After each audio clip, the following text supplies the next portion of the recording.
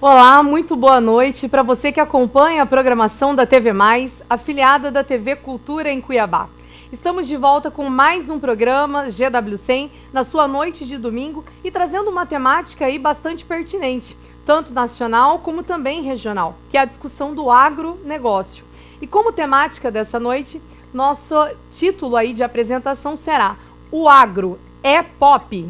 E para falar sobre esse assunto, nós estamos aqui então com Nilfo Antcher, que é presidente da Cooperrede, né, uma cooperativa regional aqui em Mato Grosso, e também presidente da Unicafes, né, que é a União das Cooperativas de Agricultura Familiar e Economia Solidária. Nilfo, muito obrigada pela presença, seja bem-vindo ao programa GW100. Obrigado, então. Nós estamos aqui também no nosso programa com o professor Dr. Edson Caetano.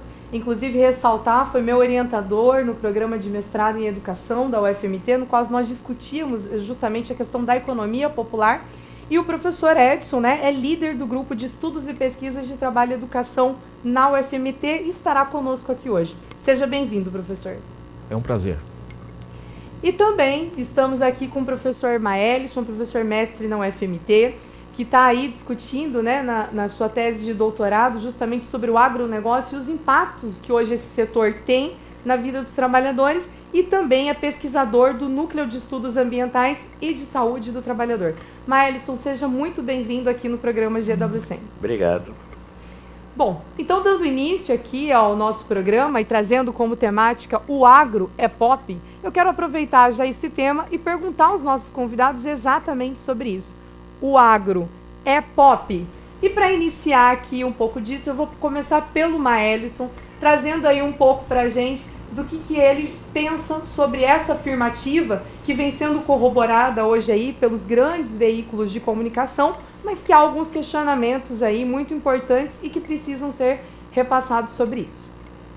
Bem, é uma pergunta bastante provocativa, no sentido de, esse termo é uma estratégia de marketing que eu considero bastante potente. Ela tenta conquistar a adesão das pessoas a um discurso de que o agronegócio carrega o Brasil nas costas, de que eles são os responsáveis para que nós não estejamos numa grande crise e tudo mais. Então, e aí essa estratégia de o agro é pop, ela acaba também servindo para escamotear, disfarçar uma série de impactos sociais, de impactos ambientais que esse processo econômico tem. Então, existe uma série de contradições que não são mostradas quando se vem com essa estratégia argumentativa daquela grande propaganda do agro é pop. Inclusive, dentre uma das campanhas, que era da cana-de-açúcar, é muito curioso quando você assiste o vídeo, aparece o trabalho escravo, né? Os negros da época colonial, e aí aquilo passa como se fosse uma coisa natural, e eu fiquei pensando, nossa, eles estão tentando fazer uma campanha de adesão das pessoas, de que esse modelo econômico é a solução para o Brasil na exportação de commodities, a balança comercial, mas ao mesmo tempo a própria campanha deles mostra os problemas que nós temos dentro desse modelo, as contradições, que é o trabalho precarizado, os impactos ambientais, as contaminações. Eu tenho estudado os impactos disso sobre a saúde dos trabalhadores, inclusive a saúde mental. Então é importante a gente refletir. Se há um discurso que tenta dizer esse modelo econômico é necessário ao Brasil, à economia brasileira, às riquezas, por outro lado, é necessário fazer uma pergunta. Essas riquezas ficam com quem? De que forma ela é distribuída e qual é o ônus que a gente tem quando opta por esse modelo econômico agroexportador, baseado em monocultura e químico dependente, né? A dependência química dos agrotóxicos. Ok, Maelson. Voltando agora aqui para o professor Edson, né? O agro, professor, é pop? Na perspectiva de quem está por detrás do agronegócio, penso que seja, não é? Agora, para as demais pessoas, pelo menos o que eu tenho a sensação, e mais do que isso, tenho a compreensão, é de que existe toda uma construção que tenta vender a imagem de um setor como se ele fosse não só moderno, mas também capaz de promover melhoria nas condições de vida para toda uma população. Além disso, como sendo talvez, e aí para mim é que reside o grande perigo, né, quando a gente se depara com uma determinada construção de uma imagem e a gente não tem uma criticidade. Ele se apresenta como sendo a única possibilidade, né? É como se não existisse mais nada.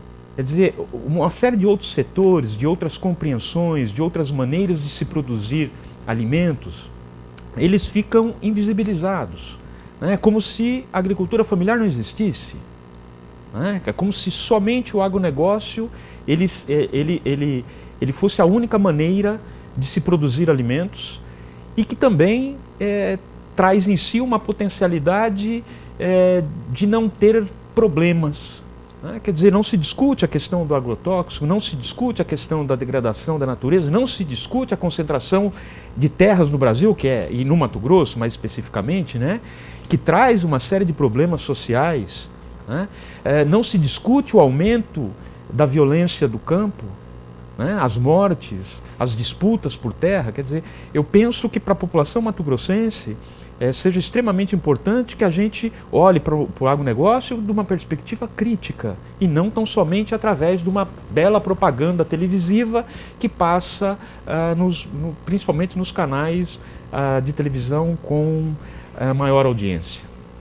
Até ressaltar que a fala que o professor Maelson fez, né, essa propaganda aí fomentada nos horários nobres de alguns veículos de comunicação, essa imagem foi retirada, né, de uma imagem do século XIX, né, do título O Engenho de Açúcar, que é de Henry Koster, que justamente dialoga, né, sobre essa questão de como aprimorar o trabalho escravo.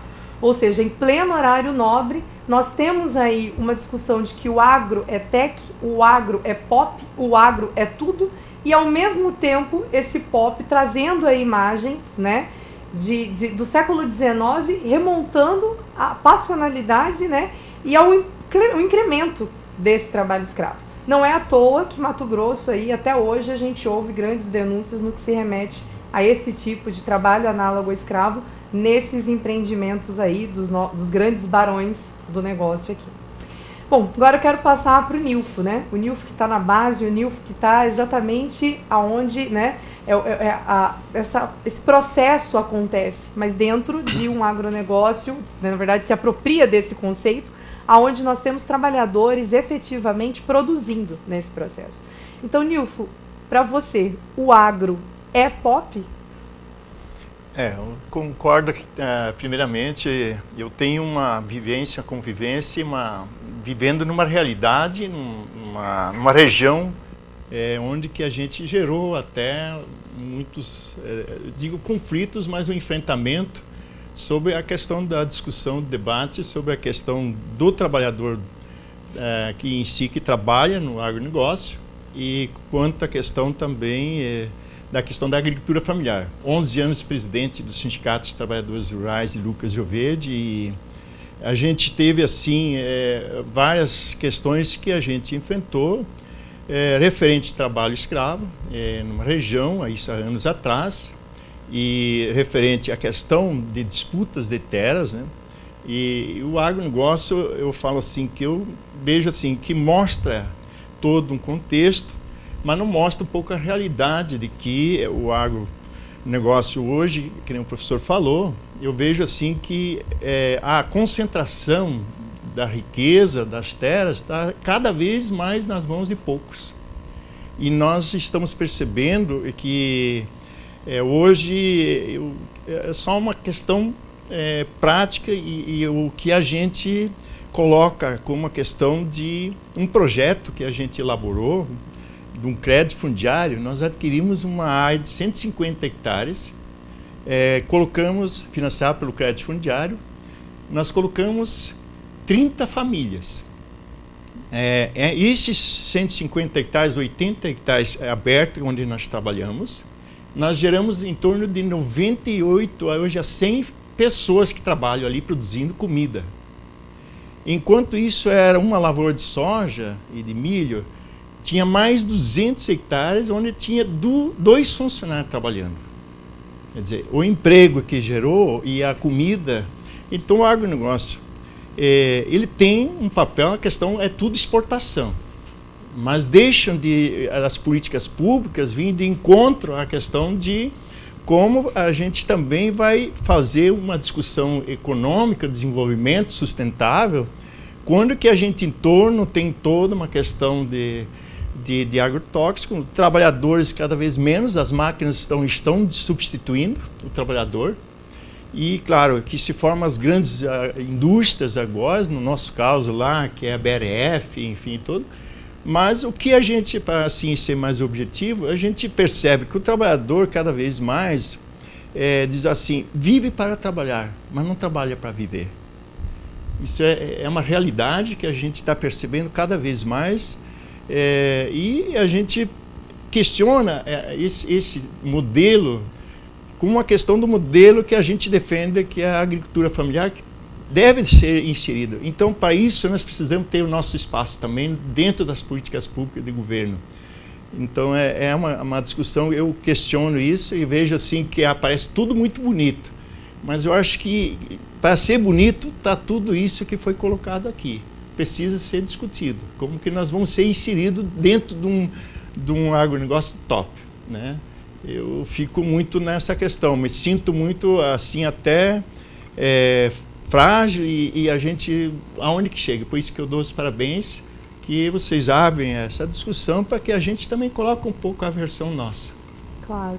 Não, muito bom e contribui muito para a gente até desmistificar um pouco, né, essa discussão.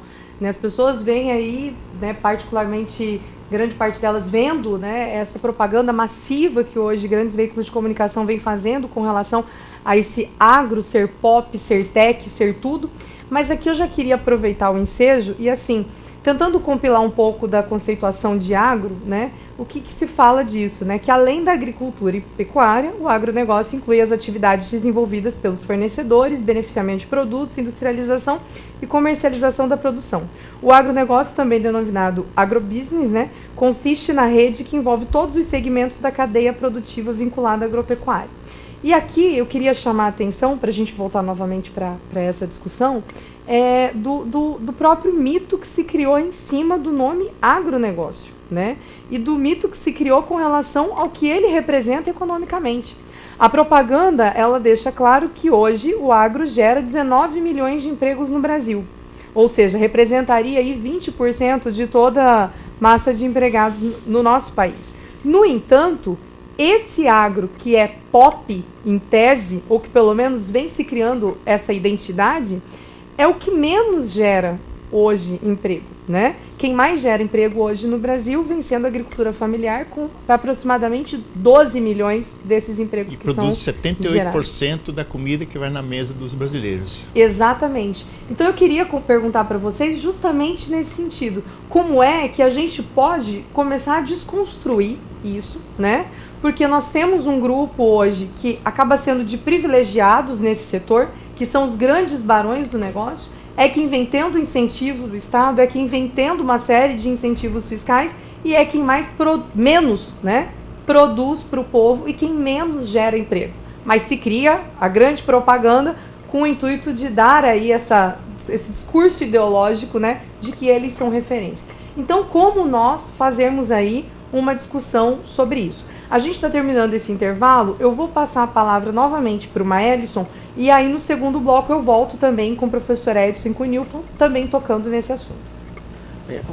Tem um livro do professor Ariovaldo Umbelino de Oliveira, que é um grande geógrafo da USP e que estuda inclusive Mato Grosso, em que ele vai exatamente desmistificar essa ideia do agronegócio, quando ele vai dizer, ele chama de matemagia, que é exatamente você mistura uma série de cadeias produtivas em que nem todas elas estão necessariamente relacionadas à cadeia produtiva agropecuária. Então você dá um boom de dados da representação de uma atividade econômica no PIB quando ela não representa tanto assim quanto ela diz, né?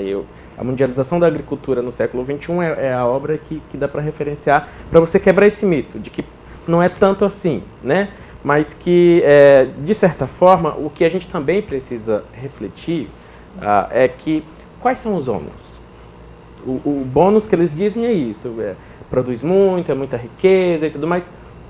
Com quem que fica essa riqueza? Quem que contribui para que essa riqueza seja produzida? Se você começa a pensar, o Plano Safra, todo ano o governo investe bilhões, milhões de reais nesse processo produtivo. A Lei Candir isenta esse processo produtivo de ICMS. Todas as mercadorias para exportação daqui de Mato Grosso, elas não pagam um tostão de ICMS. Há uma série de vantagens, inclusive de perdão de dívidas, que todo ano o Congresso Nacional perdoa as dívidas desses produtores. Então, quando você para pensar, o Estado brasileiro está totalmente voltado para a garantia desse processo produtivo. Alterando a legislação, por exemplo, o que está bastante polêmico, que é a lei que autoriza o uso de substâncias extremamente perigosas, que são proibidas, inclusive, na Europa, e aqui no Brasil eles estão querendo autorizar. O Estado brasileiro, ele acaba atuando, flexibilizando legislação ambiental, controle dessas substâncias químicas, para garantir que esse processo produtivo funcione. A gente, então, tem uma contribuição, inclusive financeira, muito grande do ponto de vista do Estado brasileiro. E o que fica para a população? O que fica para o Brasil? Né? Como que essa riqueza que é produzida volta? Ela fica concentrada nesses pequenos grupos empresariais, e é importante dizer que não é apenas os grandes empresários do agro no Brasil. Você tem também empresas internacionais que começam a especular terras no Brasil, começam a fazer esses investimentos e ganhar muito dinheiro. Mas o que fica? A degradação ambiental, as contaminações do ar, a contaminação da água, a contaminação do solo e as doenças, a gente vai poder falar um pouco mais disso depois, o adoecimento da população. E aí você chega num quadro, o meu orientador, o professor Pignatti, ele costuma dizer, o SUS do boi em Mato Grosso é perfeito. A vigilância do controle das doenças, seja da soja, das plantações, seja dos animais, do gado, brucelose, essas coisas, é tudo muito controlado. Funciona muito bem o processo de controle e de vigilância da saúde do ponto de vista do agro.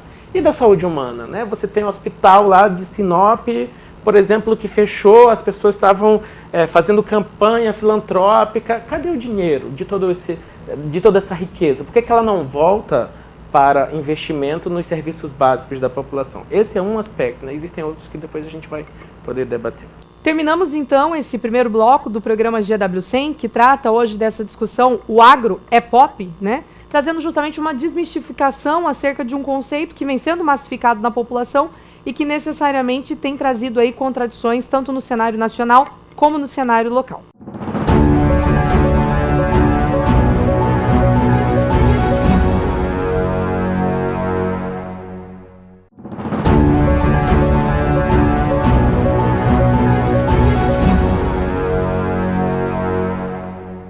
Estamos de volta com o segundo bloco do programa GW100 com o tema O Agro é Pop.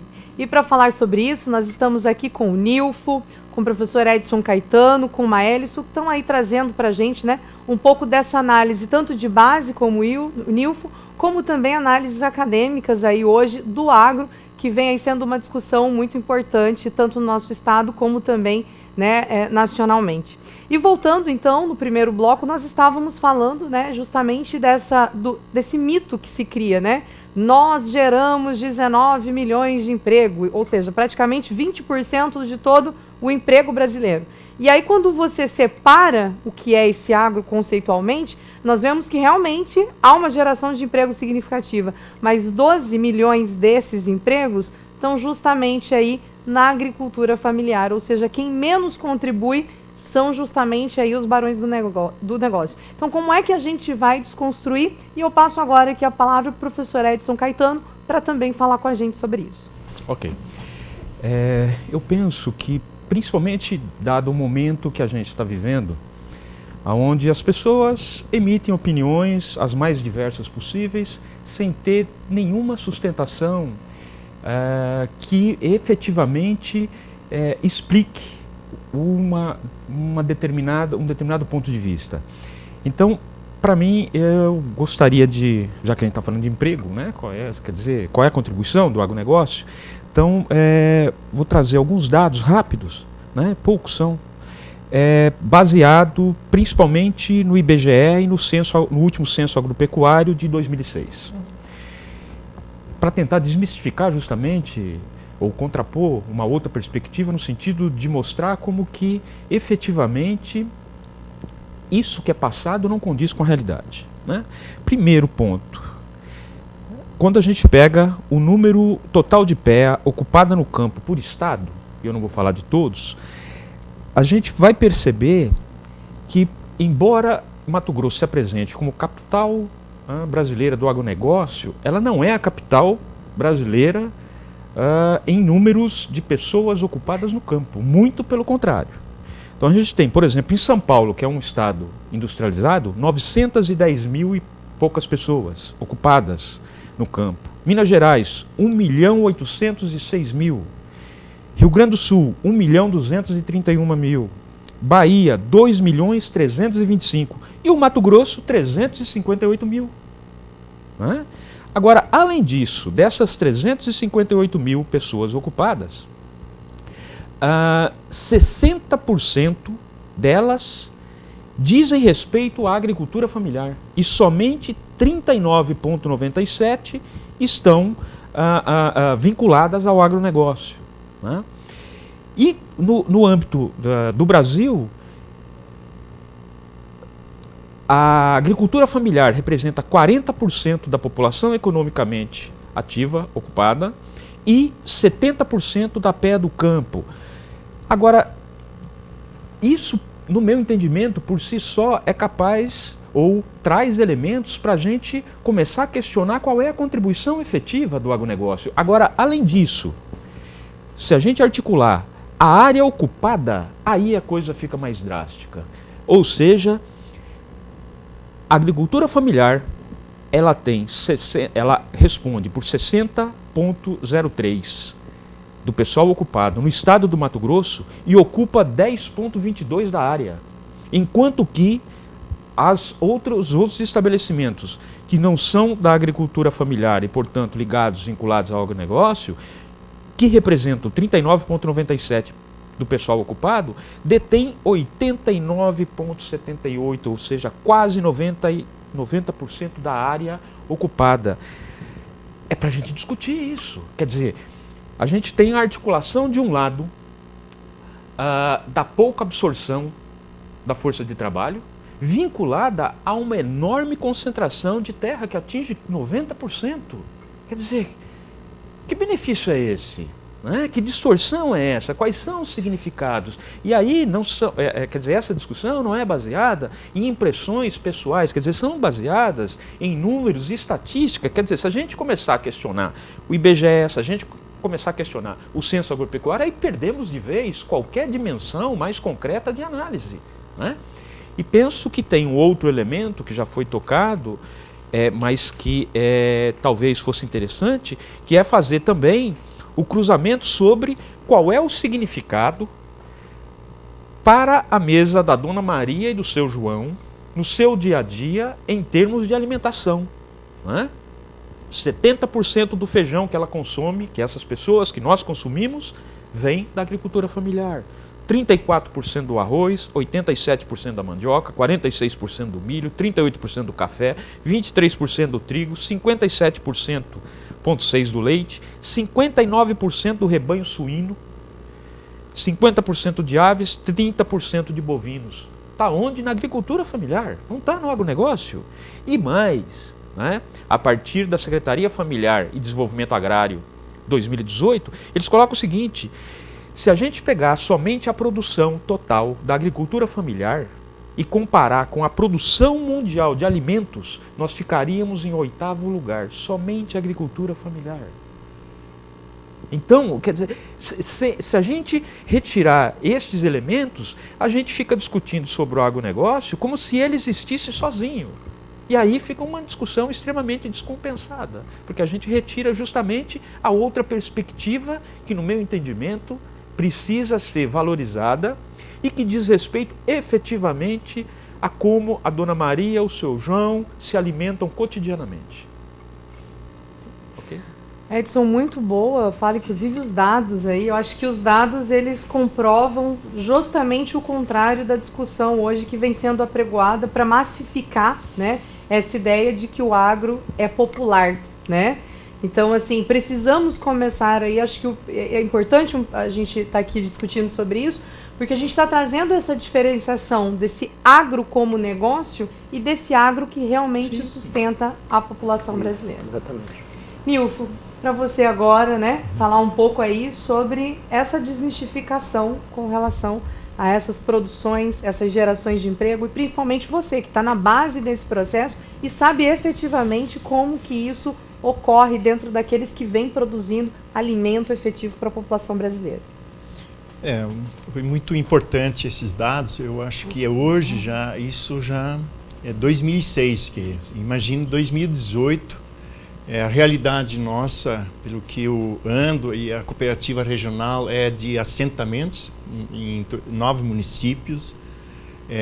São em torno de 11 assentamentos, que são sócios, tem gente que é sócio. E foi constituída essa cooperativa regional em Lucas do Verde, mas na região do eixo da BR-63, em 2011. E a realidade, afirmando que o professor já, os dados agora, quer dizer, eu vou citar um assentamento, onde que eram 408 parcelas, lotes, foram ocupadas. Desbravaram a área toda e, então, para ser objetivo, hoje, quando volto lá, voltei há poucos dias lá, segundo o que a informação lá da associação, passa um pouco de 100 famílias que estão lá ainda. E houve uma vazão da agricultura familiar em todos os assentamentos, pela questão da política que tem hoje de apoio à questão de políticas públicas do próprio município, do estado e também, nos últimos anos agora, do governo federal. De não regularização, se bate na tecla regularização fundiária, essa questão toda, para ter o título. Mas a gente sabe que o objetivo é lá, quando volto lá, onde existia uma família trabalhando, hoje se juntou já na mão de uma pessoa, 8, 9 lotes, e soja. Então, é isso que eu coloco assim na questão de geração de emprego. Quando se falta toda uma questão da educação, da saúde, na questão logística, a questão da assistência técnica, o agronegócio em si não depende de uma Embraer, por exemplo, do Estado. Eles têm os seus próprios pesquisadores, os seus técnicos, e que vendem os pacotes, né? Então, é uma questão diferente da realidade nossa, que nós estamos avançando através da cooperativa da agricultura agora, familiar, tentando reunir para que a gente consiga salvar algumas coisas. Eu, quando falo assim que quando vê que o agronegócio, a cidade de Lucas do Verde, não se discute até. A cidade limpa, a cidade tem os bairros, tem habitação, mas quando você vai ver que o nível e o que hoje, como está o trabalhador que está lá na cidade, claro, ele saiu do campo e veio e está trabalhando assim, eu digo vegetando. Que ele vive para trabalhar, porque ele não tem como, ele mal e mal consegue pagar a prestação da sua casa, minha casa, minha vida, ele consegue pagar água e luz, mas dali ele não sai. E as horas trabalhadas por dia, semana, ele não tem como ele ter um direito, né, de um lazer, de uma vida mais tranquila. Ele sempre vive preocupado com a situação dele. Então, se você pegar essa população, tem uma cidade boa, bonita e tudo, mas eu queria questionar assim, até quando isso é sustentável de a gente exportar soja e importar quando se trata de 70%, 80% que é hortifruti, está vindo de outros estados para o Mato Grosso. Mas se colocar na balança, então, se a questão da exportação, mas não fala em importação de comida. Então se coloca lá, vamos ver, como é que, se eu estou importando, está saindo dinheiro para comprar. Estou exportando, claro que estou recebendo dinheiro. Mas isso não se coloca. Eu desafiei também esses dados para ver quanto que hoje o Mato Grosso está importando em termos de alimentação de comida para o povo. E isso, se fosse ter uma política, um desenvolvimento mais equilibrado, todos esses assentamentos, se nós todos produzíssemos, nós pouco precisava importar. E nós estamos vendo a cooperativa e o projeto lá, todo mundo está procurando agora nós para procurar uma comida, um alimento mais saudável. É isso que do modelo que a gente defende. Enquanto se joga tudo esse agrotóxico que vai lá para fora e fica para nós, é isso mais mesmo, questão ambiental, os impactos e principalmente a água, eu vejo assim que nós queremos trazer uma outra qualidade de vida, porque todo ser humano hoje, a vida dele, a saúde dele é o que ele entra pela boca e respira. Então, nós estamos preocupados com isso, e a procura é incrível que a gente vê. Quem realmente tem mais dinheiro está procurando essa comida mais saudável, porque quer viver mais tempo para desfrutar desse lucro, dessa riqueza toda. E a gente tem toda uma discussão sobre isso.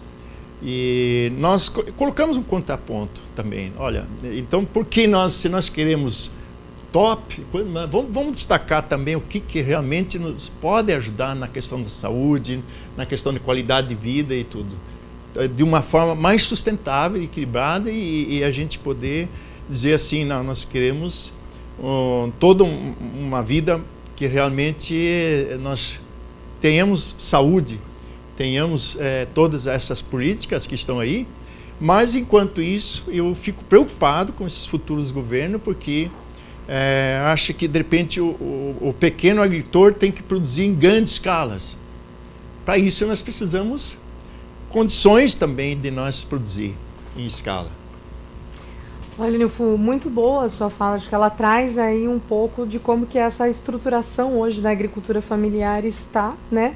E aí se contraponto a essa grande estrutura que gera para uma exportação, cria índices altos, né, de que somos um dos maiores exportadores do mundo, que é justamente dessa monocultura, e aí nós acabamos importando mais aquilo que é a base, que é a nossa alimentação, e aí também já discutindo a própria questão, né, da nossa saúde. Ou seja, uma lei aí de 2002, nós estamos em 2018, você desenterra que foi aí a lei dos agrotóxicos, também conhecida como lei do veneno, que a gente vai ter oportunidade de falar sobre isso. Nós encerramos então esse segundo bloco do programa GW100, tema O Agro é Pop, e logo voltamos também falando um pouco aí sobre a taxação, que é um tema que vem trazendo, né, uma discussão tanto nacional como no estado de Mato Grosso, que vem discutindo uma crise. E aí voltamos com você, telespectador.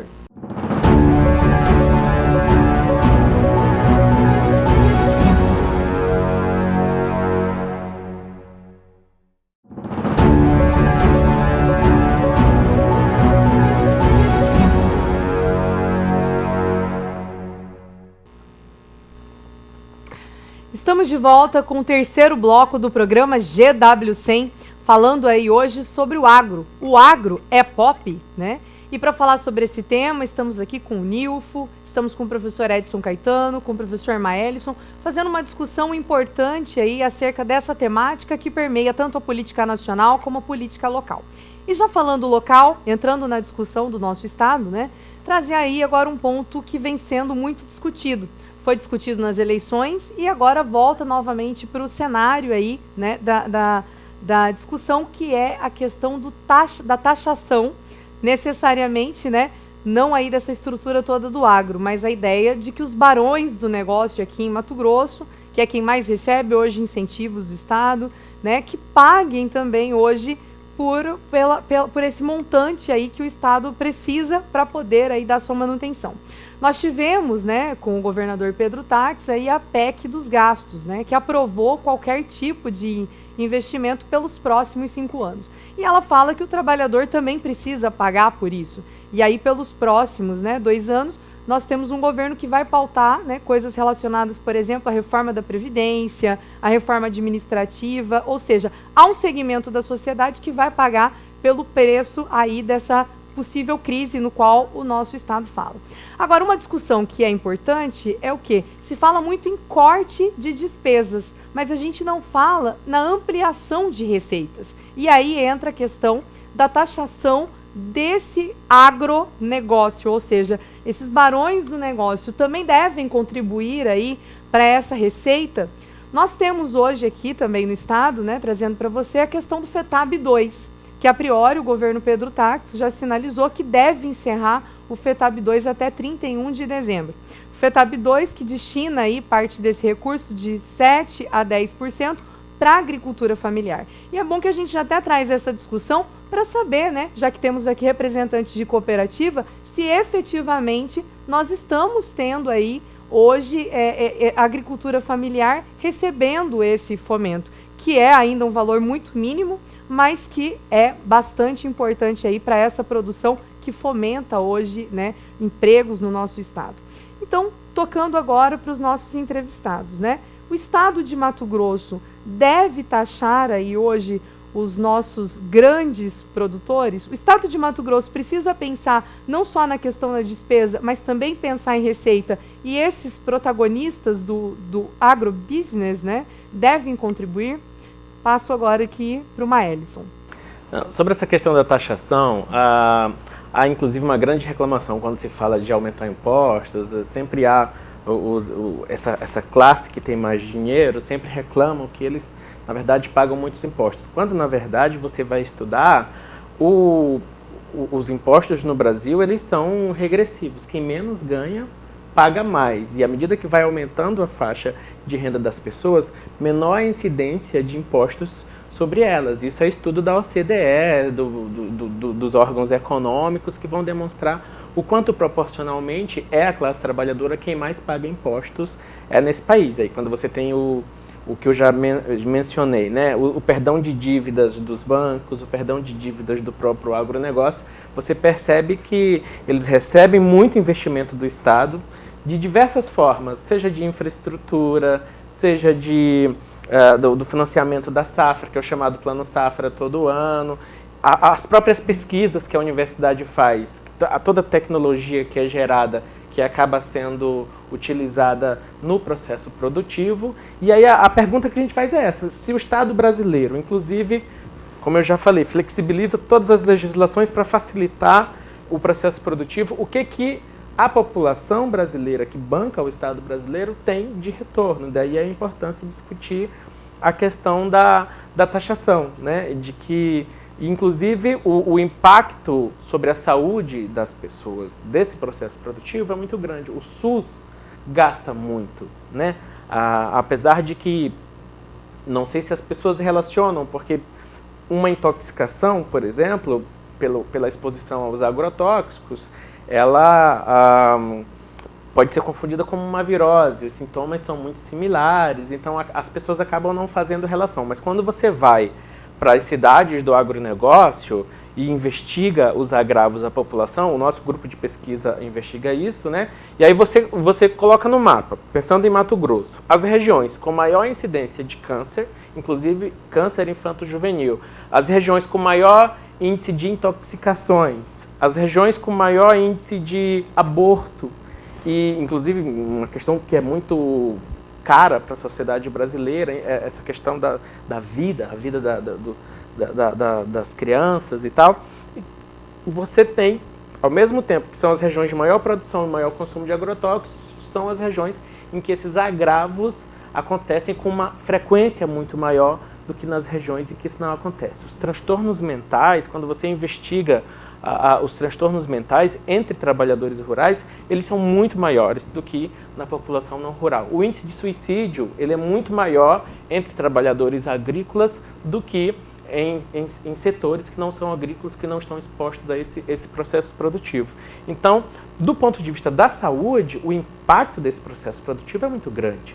O impacto das futuras gerações que o Estado brasileiro vai ter de recuperar as áreas degradadas, de recuperar a contaminação, o quanto se gasta com o tratamento de câncer nesse país é muito grande. E as investigações científicas mostram que há os estudos, inclusive experimentais, que há uma relação entre essas substâncias e todos esses agravos que nós estudamos. Isso já deveria ser suficiente para a gente pensar, opa, esse modelo químico dependente, concentrador de renda e de terra nas mãos de poucos, e aí a lógica do lucro se prevalece sobre a vida das pessoas, isso precisa ser repensado, né? É preciso repensar um outro modelo que não seja esse, que beneficia um pequeno número de pessoas e que, por outro lado, os trabalhadores que estão ali, que até acreditam que estão sendo beneficiados, se você para pensar, proporcionalmente esse benefício é irrisório, né? Porque grande parte da riqueza fica nas mãos dos grandes produtores latifundiários, em primeiro lugar, e em segundo lugar da Monsanto, da Bayer, das indústrias de máquinas. Essa modernização que o professor Edson já comentou, ela não tem trazido como consequência a melhoria das condições de vida de toda a população. Basta você ir para uma cidade do agronegócio para você ver o contraste entre os bairros dos produtores, que são mansões, são casas muito bonitas, e aí você vai para o bairro dos trabalhadores, né, que é condições precárias, e é isso, a gente precisa pensar um outro modelo, e no final das contas, a provocação que a gente faz é quais são os valores que vão nortear a condução dos rumos da nossa sociedade, de Mato Grosso, do nosso país. São os valores da vida? Nós vamos fazer um pacto em defesa da vida ou um pacto em defesa de um processo produtivo que coloca a vida em segundo lugar? Do ponto de vista da saúde, isso fica muito marcante. Um dos elementos que minimizariam esses impactos seria a taxação, nada mais justo. Se produz impacto no ambiente, se produz impacto na vida das pessoas, nada mais justo do que contribuir para que o Estado... E veja que é extremamente... essa perspectiva é extremamente conciliatória, conservadora, porque o que a gente precisaria pensar é, se prejudica a vida, se prejudica o meio ambiente, devemos mudar esse processo produtivo. Quando você fala em taxar, você não está questionando o processo produtivo. Você está pensando que esse processo produtivo, mesmo contaminando, mesmo produzindo doenças, ele precisa dar uma contrapartida, precisa dar o dinheiro. É igual à insalubridade, né? O trabalhador está num ambiente insalubre, ele recebe um adicional de insalubridade. Ele continua exposto. Ele vai adoecer, só que ele tem um adicional de dinheiro, né? Não muda o processo, né? Em primeiro lugar, é preciso taxar, sim, porque o impacto é grande, e o Estado brasileiro é que banca todo esse ônus. E em segundo lugar, para além de pensar a taxação, a gente precisa pensar outros processos, outras formas de produzir economicamente que beneficiem a maioria da população. Ok. Professor Edson, pegando aí justamente essa questão da taxação, até já aproveitar o ensejo, né? Nessa eleição, alguns deputados já vêm sinalizando aí que uma das suas ações vai ser tratar dentro do espaço legislativo a discussão da taxação hoje do agronegócio, né? Até mesmo o senador eleito, Jaime Campos, também vem aí, né, trazendo essa discussão, né, afirmando já que pertence aí à política tradicional mato-grossense, mas afirmando que esse agro precisa contribuir com o Estado. E aí eu passo para o professor Edson para poder falar um pouco sobre isso com a gente também. Ok. Eu penso que tem duas dimensões que são extremamente complicadas e que às vezes a gente perde de vista. A primeira delas é o seguinte: se é bem verdade que o Estado brasileiro está em crise, né, e aí é preciso que cada um de nós dê a sua cota de contribuição, é inadmissível que um setor extremamente pujante, que tem uma série de políticas que dão sustentação, ele se exima, né, de minimamente pagar aquilo que outros tantos setores produtivos e mais todas as outras pessoas, né, seja através da tributação, do pagamento do imposto que incide sobre o seu salário, seja através do imposto que está embutido na mercadoria que consome, todos nós pagamos. E, portanto, nada mais justo do que o agronegócio também pagar. Aliás, dois estados vizinhos nossos, que também têm o agronegócio extremamente pujante, já alteraram a lei, que é o estado de Goiás e o estado do Mato Grosso do Sul. onde já existe a taxação. O segundo ponto diz respeito a que me parece que no Brasil é fácil ser liberal, porque quando o Estado quer intervir naquilo que eu julgo que vá me prejudicar, eu digo, o Estado tem que ser mínimo, ele não pode intervir. Agora, quando o Estado pode me ajudar, dando isenção, dando incentivo, aí eu quero o Estado, aí eu também quero ser produtor. Nada mais fácil do que ser produtor aqui no Brasil. Porque se o Estado quer interferir na minha atividade econômica, eu digo que o Estado tem que cuidar da vida dele. E quando eu estou em dificuldade, eu chamo o Estado e digo o seguinte, agora eu quero incentivo, agora eu quero... Então, eu penso que seja uma questão extremamente tranquila da gente defender. Agora, não vejo, como você falou, a questão das últimas eleições, embora... Em tese, o agronegócio ele tenha diminuído a sua influência através da não eleição, como se tinha anteriormente, do número de representantes, seja na Assembleia, seja no Poder Executivo, no Senado e tal, eu não tenho dúvidas que o poder de sensibilização, para não dizer outra coisa, do agronegócio, ele consegue recompor a sua bancada num curtíssimo tempo. Ok. Nilfo, passar para você então, para a gente falar sobre essa questão da taxação e já aproveitando o ensejo, né, falando aí também sobre o FETAB 2, né, que a gente estava até conversando aqui, né, nos momentos dos intervalos, porque a priori de 5 a 7, 10% seriam aí repassados do FETAB 2 para a agricultura familiar. E já até perguntar para você como é que está sendo esse processo, efetivamente isso aconteceu também, e trazer aí também o posicionamento sobre a taxação do agro. É uma questão que a gente já debateu várias vezes, criou uma expectativa e a gente até estava já com algumas ações projetadas em cima, prevendo esse recurso na SEAF, a Secretaria Estadual da Agricultura Familiar, na estruturação que ia dar condições mínimas para nós ter uma estrutura mínima no Estado, do governo, para dar um apoio à questão de desenvolver a agricultura familiar. E esse recurso até hoje não chegou ainda.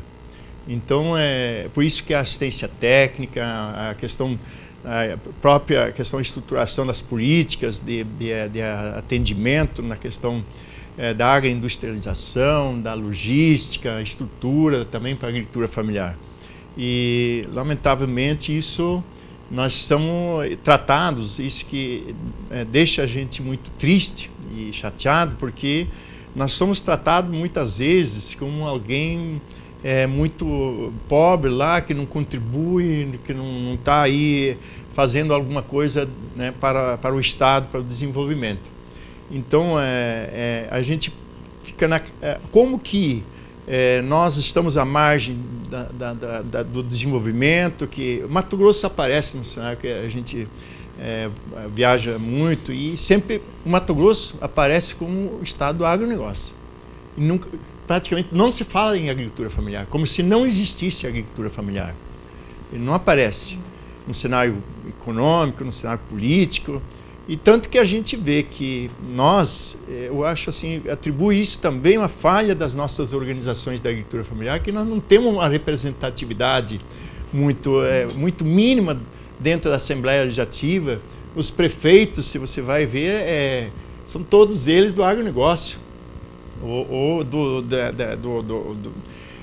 são grandes madeireiros, a questão sempre fica à margem. Nós não estamos conseguindo disputar espaço para nós brigar por essas questões de fazer parte desse projeto.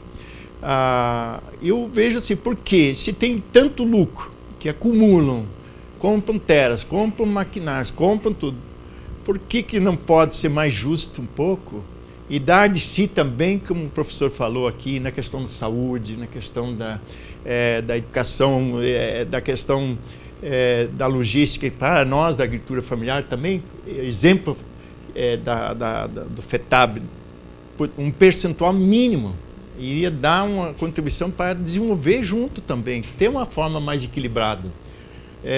E a gente fica questionando isso. Deixa de ser importante é o agronegócio que é mais importante, mas se fosse também dar importância para a questão do outro modelo, de que a gente seria sustentável, no meu ponto de vista, mais equilibrado. Mas, infelizmente, se continuar essa forma que está aí, eu vejo cada vez menos agricultores familiares no campo, muito menos. E aí, quanto menos, mais vamos ter que estar importando comida de fora. Nilfo, muito boa fala, e até fazer um destaque, né? O presidente da ProSoja e mais 38 sindicatos de produtores rurais entraram na justiça para questionar a forma como o FETAB 2 vem sendo utilizado, né? Que está perdendo aí a sua essência, né? Porque ele realmente deveria ser aí aplicado. E aí, dentro da sua fala, a gente até lamenta, né? Porque a gente acaba tendo uma informação aí de quem está justamente dentro da agricultura familiar, que vem produzindo hoje de uma maneira mais sustentável, que esse recurso do FETAB 2, que seria mínimo para a agricultura familiar, nem esse mínimo hoje está sendo repassado aí para essa atividade tão importante que o nosso Estado deveria estar fomentando. E mais agora, né? Nós temos aí uma discussão da manutenção disso ou não. Os grandes produtores já se posicionaram, não querem a manutenção, né? Agora, como é que a gente vai tratar com isso e como é que o Estado mato-grossense vai tratar tanto desse tema como da própria questão da taxação, que eu acho que é pujante agora no que a gente remete aí, já que fazemos um discurso tão grande de crise e o Estado de Mato Grosso precisa pensar, né, menos aí em corte de despesa e mais em como gerarmos aí receita, e principalmente desses que vêm se beneficiando já há muitos anos aí da estrutura pública.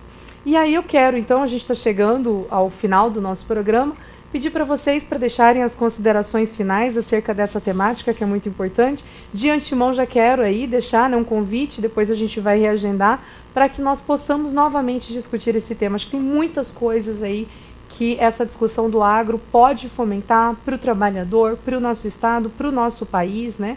Então a gente precisa debater mais isso. Já deixo aí um pré-convite e depois a gente, né, reagenda para ver como a gente pode retomar essa discussão. E passo então agora para que vocês deixem uma breve consideração final sobre essa temática aí tão importante aí para a discussão tanto local como marisleira. Maelson, com você. Bem, eu agradeço o convite, a oportunidade de estar aqui debatendo. Não é um tema fácil, ele é cercado de polêmicas, mas é importante fazer o debate, né? Entendendo que o estado de Mato Grosso é um estado rico, mas quem é responsável por essa riqueza são os trabalhadores. Então, nada mais justo do que você pensar que toda essa riqueza produzida pelos trabalhadores retroaja, volte para produzir bem-estar dos trabalhadores. E o Estado, do ponto de vista do governo, da legislação, de todos os aparelhos de políticas públicas, eles precisam beneficiar toda a população. Não pode ser apenas um segmento em detrimento dos demais, né? Então, fica a reflexão da importância de nós pensarmos que o Estado brasileiro, o Estado de Mato Grosso, ele precisa pensar em toda a diversidade econômica, inclusive valorizando a agricultura familiar, que é quem produz alimento. E a pergunta que eu faço é uma questão valorativa. Quais são os valores que nos movem? São os valores ligados à vida, ao bem-estar, ao bem viver, ou são apenas os valores econômicos, né? Para onde nós vamos por cada um desses dois caminhos? Ok. Maelson, mais uma vez, muito obrigado pela sua presença aqui conosco no programa GW100. Professor Edson? Eu agradeço o convite feito pela Cristiane, agradeço a presença dos dois companheiros, que aprendi muito, né? Acho que a gente, principalmente no debate, a gente não só fala, mas a gente escuta, né? E essa, para mim, é a essência da discussão. Eu gostaria de falar, nesse finalzinho, deixar a seguinte mensagem, ou a seguinte reflexão, ou incômodo. Quer dizer, para mim o estado do Mato Grosso é alguma coisa muito maior do que o lugar do agronegócio. Eu não tenho dúvida disso, né? Então, se a gente sair daqui e andar pelas cidades, tanto do Nortão como do Sul, ou mesmo na Baixada Cuiabana, a gente vai encontrar outras coisas para além do agronegócio, né? Inclusive outras formas de se produzir, inclusive outras formas do ser humano se relacionar com a natureza, inclusive outras formas das pessoas se organizarem, né? Aí estou pensando na economia solidária, em todos os projetos de cooperativas, de associações, que trabalhadores e trabalhadoras mesmo com a extinção da Secretaria Nacional de Economia Solidária, continuam persistindo numa perspectiva de se produzir diferente. E, por fim, lembrar que se eu tenho de um lado o agronegócio, o agrotóxico, eu tenho também a possibilidade de existência e da produção de alimentos a partir da agroecologia, né? Que não só significa a não utilização de veneno, mas significa lidar com a natureza numa outra perspectiva de não degradação, de relações sociais mais solidárias, mais justas, né? E eu penso que talvez, e já que você perguntou a respeito da possibilidade da gente conversar num outro momento, talvez a gente discutir não só o agronegócio, mas discutir o inverso dele, o contraponto dele, que para mim é extremamente significativo. Existem pessoas agora produzindo e tentando produzir alimentos de uma outra forma e oferecer para as pessoas uma alimentação mais saudável, que não degrade a natureza, é por aí. Ok. Quero agradecer a presença do professor Edson Caetano, registrar mais uma vez que o professor Edson foi meu orientador no programa de mestrado. Foi quando eu tive contato com a discussão de economia popular solidária, de economia solidária, economia popular, produção associada, e que com certeza, né, me enriqueceu aí numa discussão, como o senhor mesmo disse, para além, né, desse business aí que a gente vem tratando como economia. Mais uma vez, muito obrigada pela presença. Eu que agradeço. Nilfo, passar para você agora para deixar suas considerações finais. Em primeiro lugar, quero agradecer esse convite, pedir desculpas se a gente, em última hora, com uma devida agenda super corrida, aí, a gente não chegou muito a se aprofundar, mas faz parte da minha vida, isso que foi aqui colocado. Agradecer os dois professores que, para mim, dentro desse trabalho como cooperativas solidárias, que a gente trabalha há muitos anos e lutando por um sonho que a gente tem em ajudar a contribuir para um desenvolvimento no município, no estado, construindo essas parcerias. Que as universidades, a gente tem uma reunião hoje à tarde já, são pessoas, professores da Unimat, da UFMT, a parceria que a gente mesmo tem, quando tem as divergências de visão, às vezes, mas hoje a CONTAG Nacional, a gente teve semana passada o Espírito Santo, em Vitória, lá sobre toda essa questão, hoje trazendo para a mesa essa discussão da questão da saúde do trabalhador e de nós, agricultores familiares, e como que nós vamos, desse desafio, nós tentar fazer com que nós sejamos vistos para os políticos, os governos e tudo, que nós temos uma importância na vida da sociedade, no modelo que nós queremos e estamos defendendo, de que a gente tem um apoio e que nós estamos dando a nossa contribuição à organização da agricultura familiar via as cooperativas. Não tem outra saída,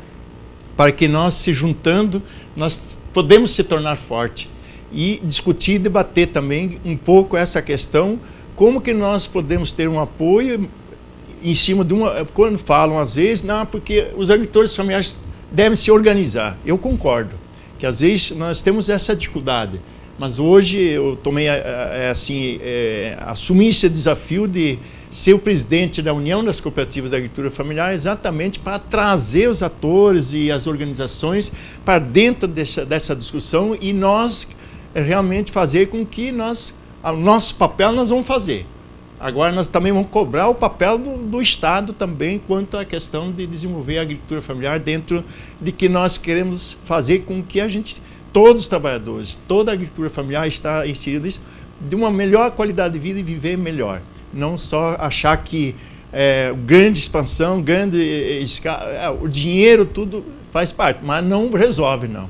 Às vezes faz com que a gente fique à margem de um desenvolvimento, de um progresso. Então agradeço, coloco à disposição, se for preciso, estamos aí para contribuir. A gente conta também e os parabéns para abrir esse espaço para essa discussão.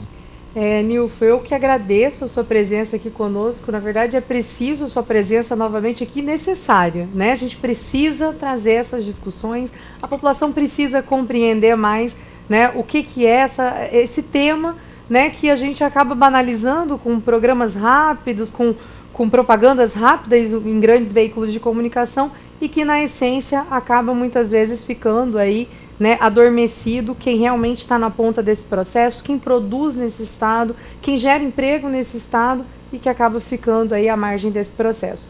Registrar aqui que o Nilfo, né, como ele disse, ele é presidente da Cooperrede, da Unicafes, que é justamente esse representante hoje das cooperativas de agricultura familiar e da economia solidária, que pensa aí para além desse modelo que hoje o estado de Mato Grosso vem enfrentando.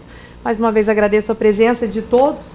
Nós então chegamos ao fim do programa GW100, tema hoje o agro é pop, né, com informações muito importantes, com dados muito importantes para você, telespectador, que quer se informar mais aí, né, dessas políticas, né, dessas práticas e desses temas que interagem aí com o cenário nacional e com o cenário local.